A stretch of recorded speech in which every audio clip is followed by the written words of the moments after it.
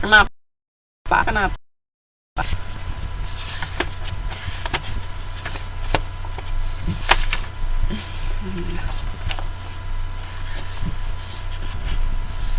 Alasannya apa?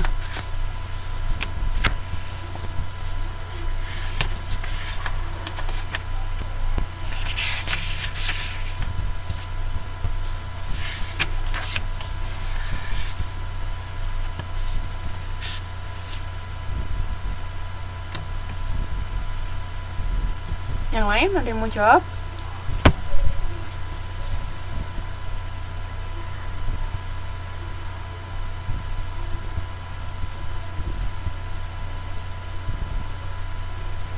Mbak Eng yang mana?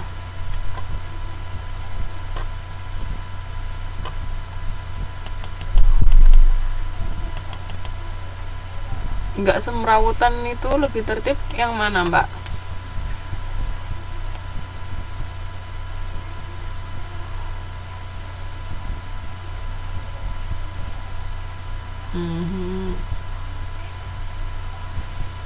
Oke.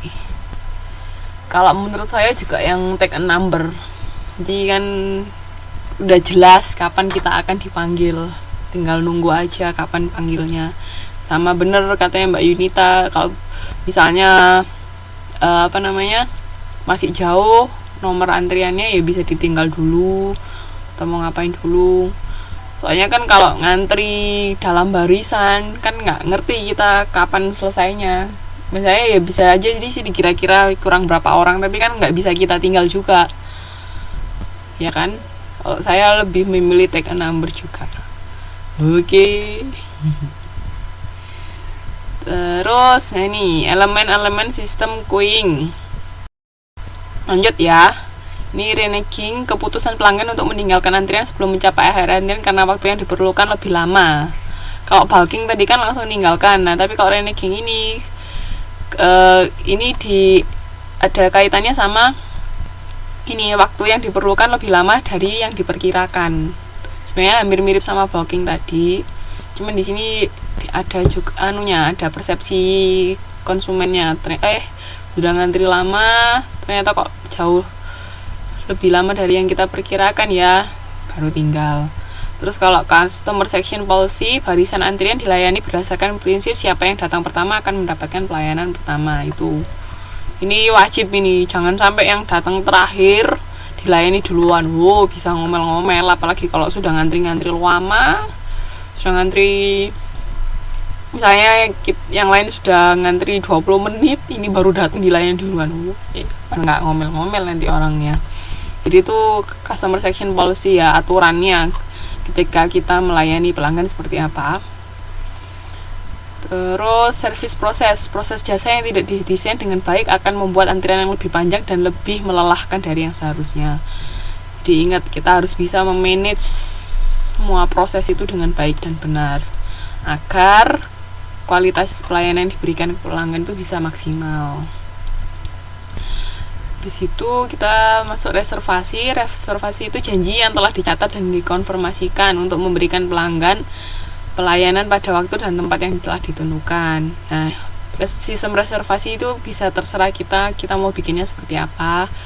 Kan kadang-kadang juga ada yang sudah booking duluan, tapi kita buntutnya mereka nggak jadi. Nah, caranya seperti apa? Ya misalnya bisa harus bayar berapa persennya dulu, kayak bayar DP-nya dulu. Jadi untuk meyakinkan kita bahwa pelanggan ini memang serius mau booking, memang serius mau pakai jasa kita. Jangan sampai kita hanya reservasi aja tapi nggak dibayar, terus nanti buntutnya dia juga nggak datang ke kita, nanti kita yang rugi kan. Kalau kita menjagakan satu orang itu misalnya, padahal yang lainnya masih banyak yang mau juga, kita yang rugi akhirnya.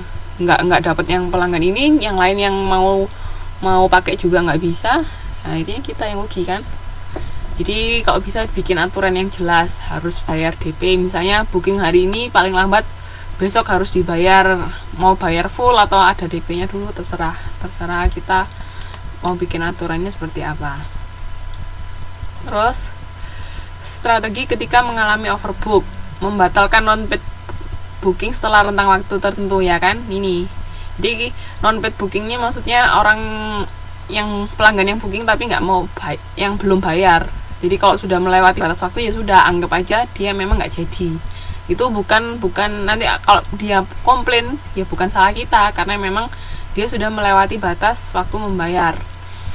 Ini overbook ini maksudnya banyak sekali yang pengen datang, banyak sekali yang pengen booking di sini. Terus memberikan kompensasi kepada pelanggan yang ditolak reservasinya karena overbooking. Nah, kira-kira apa? Tergantung kebijakan perusahaan seperti apa.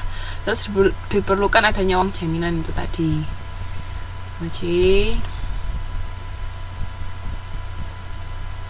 Terus kebutuhan informasi, runtutan data yang memuat level dan komposisi permintaan sepanjang waktu itu penting. Jadi kan kalau kita bisa tahu misalnya periode peak season itu waktu kapan, misalnya liburan winter apa liburan summer yang lebih banyak. Nah, itu kita harus tahu. Jadi kita bisa mempersiapkan diri ketika ini masuk peak season, berarti harus apa yang dilakukan. Misalnya kalau perusahaan penerbangan menambah rute penerbangan misalnya, atau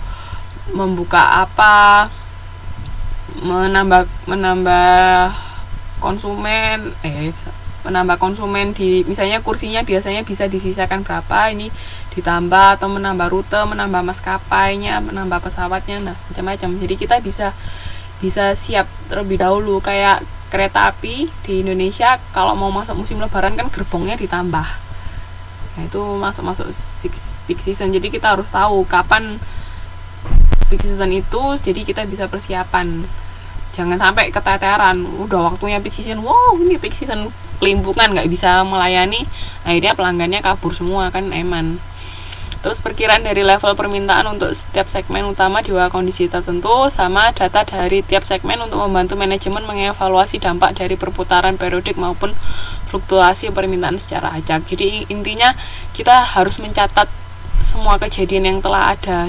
Jadi untuk periode berikutnya kita bisa belajar pada saat bulan ini misalnya seperti ini, bulan ini seperti ini. Misalnya juga pada saat bukan peak season, misalnya waktu hari-hari biasa kok perusahaan nggak dapat profit sama sekali, misalnya sangat minim. Nah, caranya seperti apa? Nah, misalnya pada saat itu kita bisa bikin promo apa, yang menginap di hotel ini akan dapat apa. Nah, itu kan bisa menarik pelanggan untuk datang ke kita. Jadi jangan sampai pas peak season itu kita dapat profit banyak sekali, tetapi pas hari-hari biasa di luar peak season sangat jeblok, kan nggak baik juga itu buat kondisi perusahaan kan. Kalau seperti itu gimana caranya? Nah, itu meningkatkan promosi atau apa macam-macam. Itu informasi itu sangat penting untuk perusahaan. Ini data biaya yang akan memungkinkan perusahaan untuk membedakan antara biaya variabel dan biaya tetap, sama sikap pelanggan dalam menyikapi antrian, sama opini pelanggan. Apakah kualitas jasa yang diberikan berbeda-beda sesuai dengan pemanfaatan level kapasitas yang berbeda. Seperti itu. Jadi informasi itu sangat penting ya bagi perusahaan. Ini modul 7 sudah selesai sampai sini. Ada yang mau ditanyakan untuk modul 7 sebelum kita masuk ke modul 8? So far ada yang mau ditanyakan kah?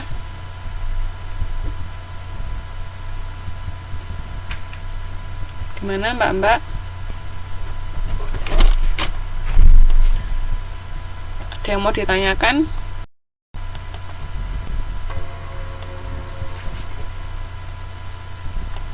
Halo? Untuk modul 7 ada yang mau ditanyakan? Bagaimana? Halo? Kok nggak ada suaranya?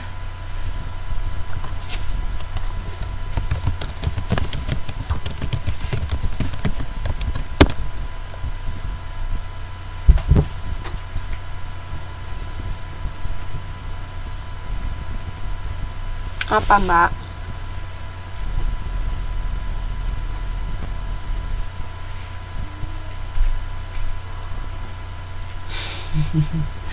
Iya, Mbak Eng, apa yang mau ditanyakan?